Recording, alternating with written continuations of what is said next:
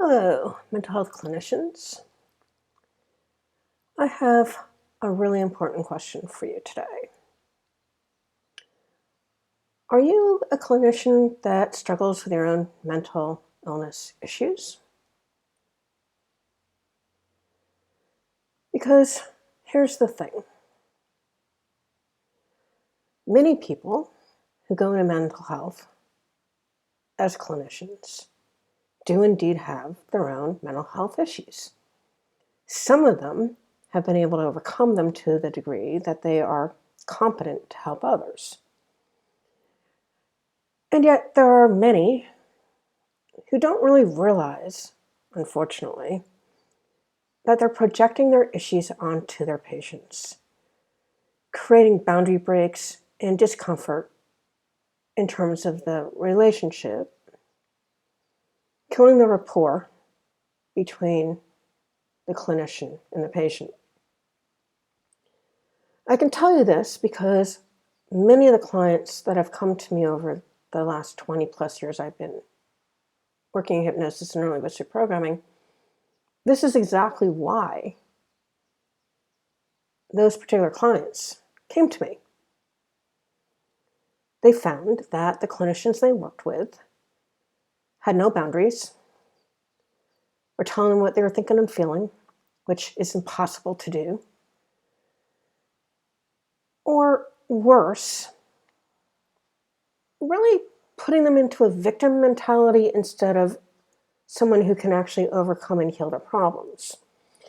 A perfect example of this is when you have a female clinician who went through a really bad divorce, and a woman comes in complaining of all the horrible things that her husband has done to her, and the clinician will sit there without ever meeting the spouse. Say, "Oh, honey, you're so correct, and I feel so bad for you," and go on like this. This is not helpful to the healing process of your patients. It keeps them in victim mode, and furthermore, you're projecting your own issues onto your patients, which feels really horrible. The correct way of dealing with this is first meeting the spouse and finding out what is going on in the marriage and be able to listen to his side of the story, subjectively not, meaning you need to be objective in listening to both of their stories, and then work on forgiveness, communication skills, and those kinds of things with your client and your patient, so that she can learn how to better communicate with her spouse. And you might want to do couples counseling if they're up to it, if you have a capacity to know how to do that, because it is not an easy thing to do. Not really. It's hard because you have to be able to get them to actually listen to one another and not have one over talking the other one constantly and be totally objective with both of them. It takes a really special person to be able to do this work. Seriously, this is true. I know in my couples counseling, I actually see them separately first to get rid of all their issues from prior to their coming together as a couple. And only when all those things are healed do I bring them in for couples work so they can work on the dynamics of the actual relationship now that the other stuff has been healed. It is the way that I was trained to do it, and I'm really grateful. And it doesn't mean that they're always going to stay together. Many times they don't, but at least when they leave one another, it's done in a healthy way without the anger and resentment, which is really important, as you all know. Now, the issue that we're actually talking about here is mental illness of the provider. I myself can candidly tell you that I had bipolar 2. It was actually diagnosed as manic depression back in 1989 when it was actually diagnosed. I no longer have it, thank God, and haven't since 2004 because of the work that I did with my trainers in neuro-linguistic programming that helped me to figure out how to actually let go of the negative emotions that were causing it. Because although I know that you, well, many of you, believe in the chemical brain theory, which absolutely has zero real peer-reviewed studies that say that this actually is a real way that our bodies are dealing with this stuff. I mean, we don't need to take chemicals in order to help our brain function better. We really don't. What we really need to do is find the purpose, the cause, and a compelling future that's more important to us than holding on to the illness, and have practitioners who actually know how to help us to release the stuff that doesn't work and gain the stuff that does work for us. And that's what I do in my practice, really successfully, because I actually went through the process that I bring my own clients through for their healing. So it can be done. But we have to be realistic. If we're not dealing with our own stuff, and if we don't feel like we're healed of our stuff, and if we're being triggered by things that our patients are saying to us, and we're not able to hold a safe place for them and hold them responsible. Like, I have one client right now who is really good at playing victim. And she doesn't realize she's doing that until I sit there and I tell her, you know how to deal with these things. You've already dealt with them. You need to sit back and let this stuff run through so you can get the answers you need so you can take the next steps. You don't need to be hysterical. You don't need to be angry. You don't have to be out of emotional control. And she has learned how to respond to things a lot better, but sometimes she still gets a little bit upset because that's, well, her nature. So we're still working on that stuff. And she'll get pissed off at me. And I'm okay with that because I'm not there to be their friend. I'm there to help them heal. And whatever it takes to help them heal, that's what I do. So I call her on her crap.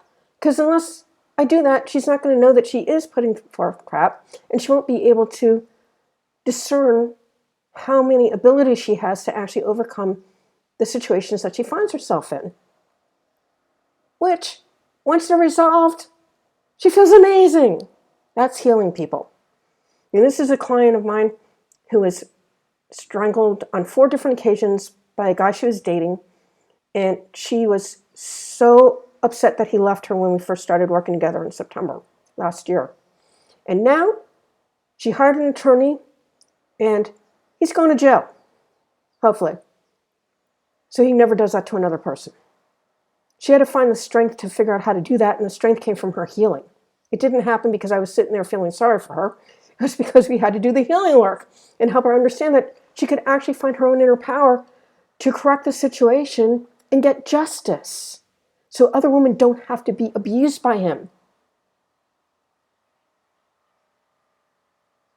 It never would have happened if I wasn't able to help her to heal her traumas and help her find her voice.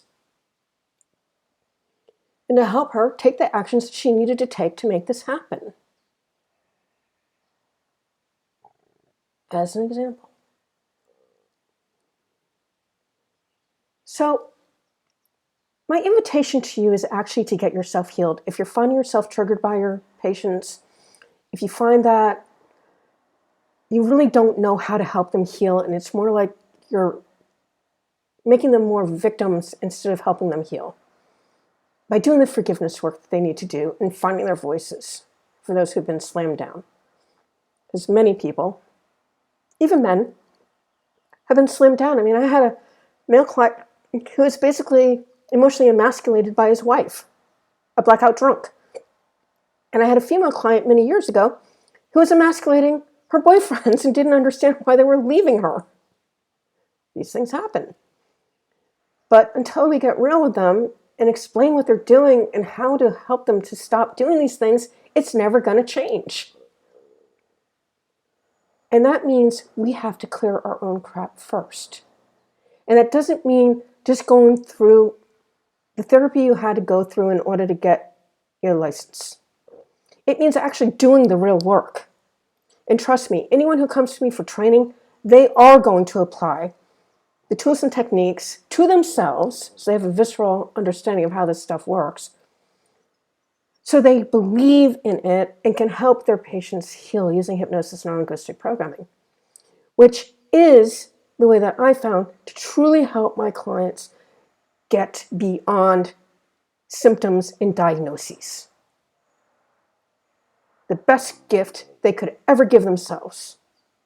But first we have to give it to ourselves so that we have the strength of character and the discernment to understand what constitutes real healing. And if you're not really healed, you don't know how to do that for other people. You don't have the emotional constitution to do it. In fact, I was in a business program, supposedly business development program for holistic healers, and they spent more time in the Wednesday calls that were supposed to be for business development doing therapy for all these people who wanted to help others when they were a mess. If you need therapy and you're in a business development meeting, I suggested that they go get their help elsewhere and come back when they're ready to actually help other people, because they had to help themselves first. It's just the way it is. So if you're interested in learning how to integrate hypnosis and neuro-linguistic programming and actually get a lot of your own crap cleared out, I do offer 2-day VIP training for mental health professionals. Although, if you really have serious issues that you're still contending with anxiety or depression or whatever it may be, I would suggest that you actually do the breakthrough program that I do for my clients first to get you healed, and then do the training afterwards. The results will be a whole lot better for your patients. Trust me on that one. After 20 plus years of doing this, I do have a basis of knowledge in practice.